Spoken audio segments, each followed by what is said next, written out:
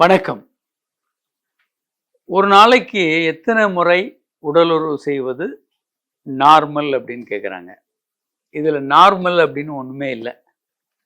நீங்கள் உங்கள் வயது, உங்களுடைய விருப்பம், உங்கள் பார்ட்னரோட வயது, பல்வேறு விதங்களை பொறுத்து இது மாறும். புதிதாக கல்யாணம் ஆனவங்க ஹனிமூன் போகிறாங்க, நிறைய நேரம் இருக்குது. ஒரு நாளில் 5-6 முறை உறவு கொள்வது இயல்பானது. சில பேர் அப்படியே அதை ரொம்ப நாள் கூட கண்டினியூ பண்ணுவாங்க. எத்தனை முறை உறவு கொண்டாலும் அதில் ஒன்றும் பிரச்சனை இல்லை. இதில் உடல் ஏதாவது கெட்டு போகுமா? உடலுக்கு எந்த தீங்கும் வராது. இதில் வேறு ஏதாவது பாதிப்புகள் வருமா? எந்த ஒரு பாதிப்பும் இல்லை. உடலுக்கு நல்லது, செக்ஸ் நல்லது. ஆனால் ஒருத்தர் செக்ஸை மட்டுமே பண்ணிக்கிட்டு வாழ்நாள் ஃபுல்லாக இப்படி வீட்டுக்குள்ளே இருந்து ஒரு நாளைக்கு 5 முறை செக்ஸ் பண்ணிகிட்டு இருக்க முடியுமா? அது செக்ஸ் அடிக்ஷன் மாதிரி ஆகிடும். உங்கள் வேலையை பாதிக்கலை, இயல்பாக வேலை செய்கிறீங்க, இயல்பான மனிதராக எல்லாத்தையும் இருக்கிறீங்க, உலகத்துக்கு ஒரு பிரயோஜனமான மனிதராக இருக்கிற பட்சத்தில் உங்களுக்கு பர்சனலாக எத்தனை முறை செக்ஸ் பண்ணுறீங்கன்றது உங்கள் பர்சனல் விருப்பம்தான். இதில் அதிகமாக பண்ணுறோம், கம்மியாக பண்ணுறோன்ட்டுலாம் இல்லை. பல பேர் ரொம்ப கம்மியாக பண்ணுவாங்க, அதுவே அவங்களுக்கு போதுமானதாக இருக்கும். ஆனால் செக்ஸ் நிறைய பண்ணுறது நல்லது.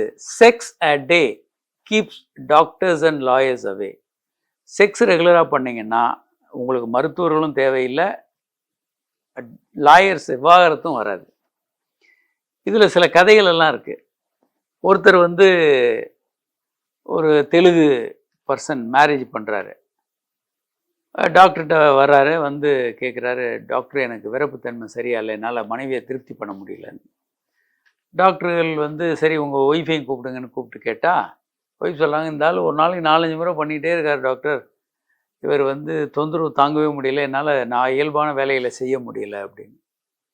அப்புறம் பர்சனலாக கவுன்சிலிங் பண்ணும்போது தான் என்ன தெரியுது அப்படின்னா, இவர் ஒரு புத்தகத்தில் படிச்சிருக்கார், இந்த பெண்கள் செக்ஸில் திருப்தியே அடைய மாட்டாங்க, ஒரு நாளைக்கு 10 முறை செக்ஸ் பண்ணால் தான் அந்த பெண் திருப்தி அடைவாங்க அப்படின்ற மாதிரி எங்கேயோ படித்ததுனால இவர் 10 முறை செக்ஸ் பண்ணணும்னு முயற்சி பண்ணுறாரு, 4-5 முறை பண்ணுறாரு, அதுக்கு மேலே பண்ண முடியலன்னு டாக்டர்கிட்ட வர்றாரு.